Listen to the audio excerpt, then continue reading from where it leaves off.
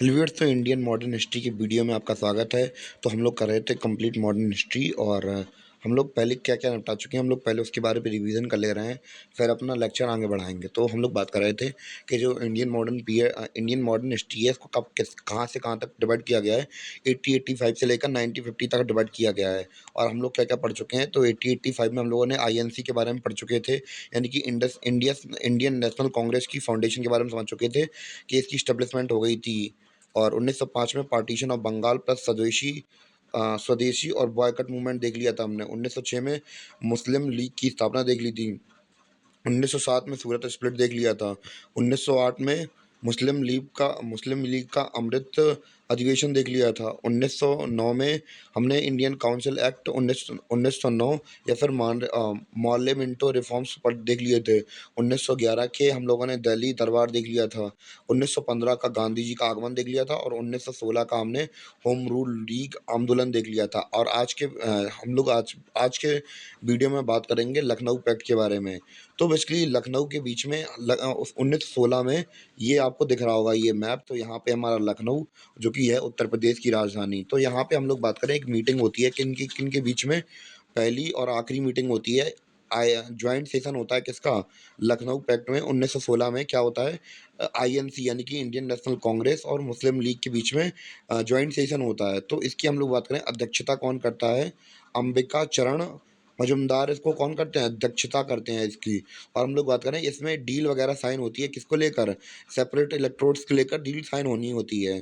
अगर हम लोग इस सेपरेट इलेक्ट्रोड्स की डील से पहले हम लोग एक चीज़ और जाने कि इससे इनमें आईएनसी के अंदर भी कुछ इंपॉर्टेंट चीज़ें हुई थी। तो 1907 में हमने देखा था कि हमारे बीच में क्या हुआ था, सूरत स्प्लिट हो गया था हम लोग के बीच में, नरम दल और गरम दल के बीच में। तो नरम दल, हम लोग बात करें नरम दल और गरम दल, अगर आप लोग भूल गए होंगे तो मैं दोबारा रिवाइज करा दूं। नरम दल ऐसे लोग थे जो कि प्लीजिंग, या फिर हम लोग बात करें प्रार्थना करके आज़ादी लेने वालों में से थे, और गरम दल अपने हथियारों का इस्तेमाल करके आज़ादी लेने वालों में से थे। तो हमने देखा था कि 1907 में इन लोगों के बीच में अलग बिछड़ाव हो गया था, यानी कि अलग हो गए थे। और जो एक्सट्रीमिस्ट थे उन्हें निकाल दिया गया था किससे, आईएनसी से। और जब ये हमें पता है कि मतलब बात तक परेशान रहे ये लोग, स्टार्टिंग में तो सोच रहे थे कि भैया हम लोग अपनी अलग से पहचान बना लेंगे, छवि बना लेंगे, और अलग से अपनी स्टैब्लिशमेंट अच्छी तरीके से कर लेंगे। पर हमने समय के साथ देखा कि इनके बीच में इतनी, मतलब इनकी पॉपुलैरिटी इतनी ज़्यादा नहीं बढ़ पाई, या फिर इनकी स्टैब्लिशमेंट नहीं हो पाई।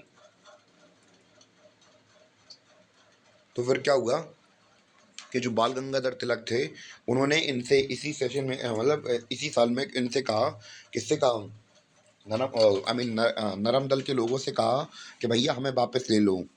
और इनका सपोर्ट कौन कर रही थी, एनी बेसेंट कर रही थी, जो कि नरम दल की हम लोग बात कर रहे थी। और बाल गंगाधर थे किसके, गरम दल के।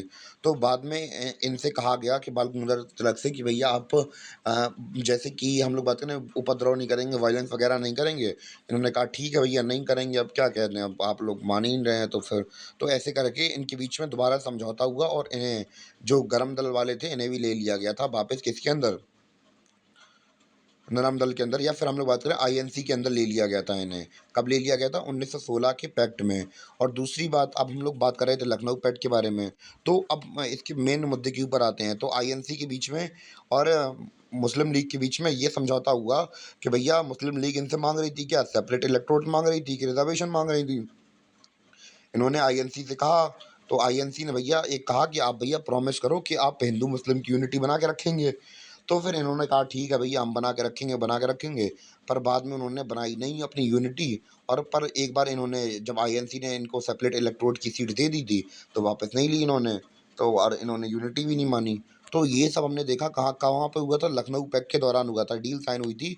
यानी कि जो मुस्लिम लीग थे उन्हें क्या मिल गए थे, सेपरेट इलेक्टोरेट्स मिल गए थे उन्हें। 1916 के सेशन में हमने देखा था।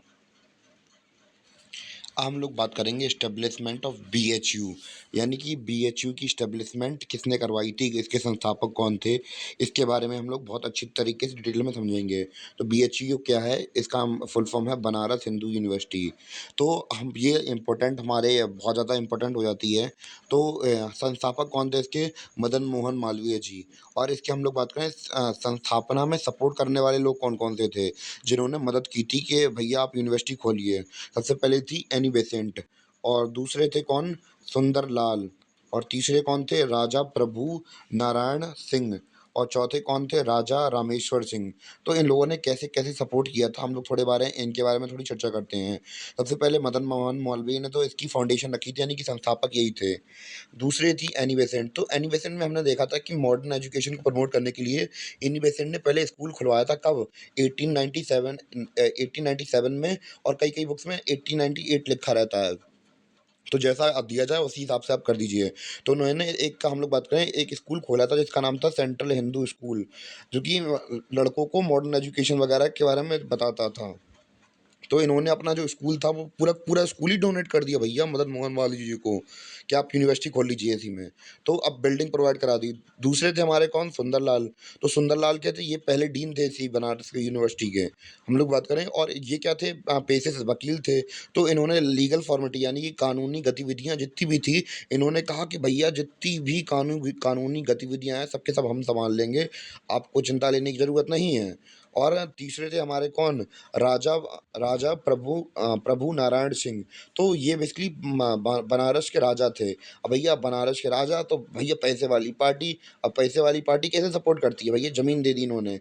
इवन के बाद में इनके बेटे ने वगैरह इनके जो बेटे वगैरह थे, उन्होंने भी न्यू कैंपस के लिए क्या दी? बहुत सारी जगह दी। और ओल्ड कैंपस के लिए जगह किसने दी थी? राजा प्रभु नारायण सिंह ने दी थी ज़मीन। और चौथे हैं हमारे कौन? राजा रामेश्वर सिंह। तो ये थे कहाँ के? दरभंगा के राजा थे, और इन्होंने क्या की थी? मॉनेटरी हेल्प की थी, यानी कि जितना पैसा लगा, जितना भैया पैसा लग रहा हम दे देंगे, कोई दिक्कत नहीं है। तो इस वजह से हम लोग देखते हैं कि आज के समय पर जो बीएचयू है वहाँ पे 30,000 से ज़्यादा स्टूडेंट पढ़ते हैं, और उनमें से 18,000 से ज़्यादा लोग हॉस्टल के अंदर रहते हैं। तो एशिया की बहुत बड़ी हम लोग बात करें यूनिवर्सिटीज़ में एक आती है ये हमारी, कौन-सी? बीएचयू। तो उम्मीद है कि आपको इसके एस्टेब्लिशमेंट के बारे में पता चल गया होगा, बीएचयू की एस्टेब्लिशमेंट कैसे हुई थी और किसने-किसने की थी।